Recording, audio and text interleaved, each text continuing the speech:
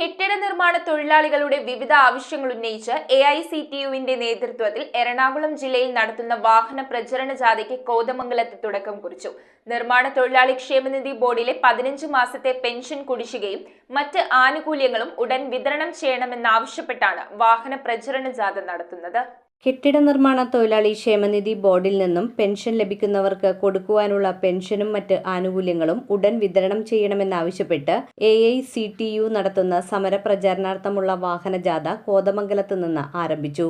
AC Rajasekharan ജാഥ ക്യാപ്റ്റനും VK Bhaskaran, PK Sai എന്നിവർ വൈസ് ക്യാപ്റ്റന്മാരുമായിട്ടുള്ള ജാഥ കോതമംഗലത്ത് UDF ജില്ലാ കൺവീനർ ഷിബു തെക്കുംപുറം ഉദ്ഘാടനം ചെയ്തു. ഈ ഗവൺമെന്റിനുള്ള പോരാട്ടം, ഈ നെറികെട്ട ഗവൺമെന്റിനുള്ള വലിയ പ്രക്ഷോഭ പരിപാടികൾ ഐക്യജനാധിപത്യ മുന്നണി ആരംഭിച്ചു കഴിഞ്ഞു. ഈ നെറികെട്ട മുഖ്യമന്ത്രി രാജിവെക്കുന്നത് വരെ നമ്മൾ സമരവുമായി മുന്നോട്ട് പോകും. അക്കാര്യത്തിൽ യാതൊരു സംശയവും വേണ്ട. പ്രിയപ്പെട്ടവരെ, ഞാൻ ദീർഘമായി മറ്റു കാര്യങ്ങളിലേക്കൊന്നും കടക്കുന്നില്ല. ഈ ക്ഷേമനിധി ബോർഡിൽ നിന്നും ലഭിക്കാനുള്ള പെൻഷൻ അത് അടിയന്തരമായി നടപ്പിലാക്കുവാൻ ഈ ഗവൺമെന്റ് തയ്യാറാകണം.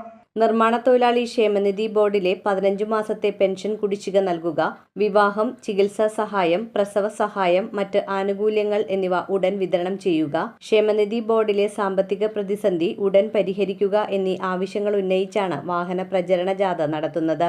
ജാഥയ്ക്ക് ജില്ലയിലെ വിവിധ പ്രദേശങ്ങളിൽ സ്വീകരണം നൽകി. ഒരുപക്ഷേ സംസ്ഥാനങ്ങളുടെ പ്രത്യേക അവകാശങ്ങൾ എന്നുള്ള രൂപത്തിൽ ഇന്ത്യൻ ഭരണഘടന അംഗീകരിക്കുന്ന ഫെഡറലിസത്തിനെതിരെ വരെ നമുക്കൊരു പ്രത്യേക ഭാഷയിൽ സംസാരിച്ചുകൂടാ എന്ന് കേന്ദ്ര ഭരണാധികാരി പറയുന്ന തരത്തിലേക്ക് കാര്യങ്ങൾ എത്തിയിരിക്കുന്നുവെങ്കിൽ അതിനെല്ലാം എതിരായി രാജ്യവ്യാപകമായ ഒരു പ്രക്ഷോഭം ഉണ്ടാകുകയാണ്. ആ പ്രക്ഷോഭത്തിന് നാന്ദി കുറിക്കുന്ന തരത്തിലാണ് AICTU അതിനു മുമ്പായി തന്നെ സ്വതന്ത്രമായി ഒരു പ്രചാരണ പര്യടനം നടത്തുന്നത്. ഉദ്ഘാടന ചടങ്ങിൽ VM സുഗതൻ അധ്യക്ഷനായിരുന്നു.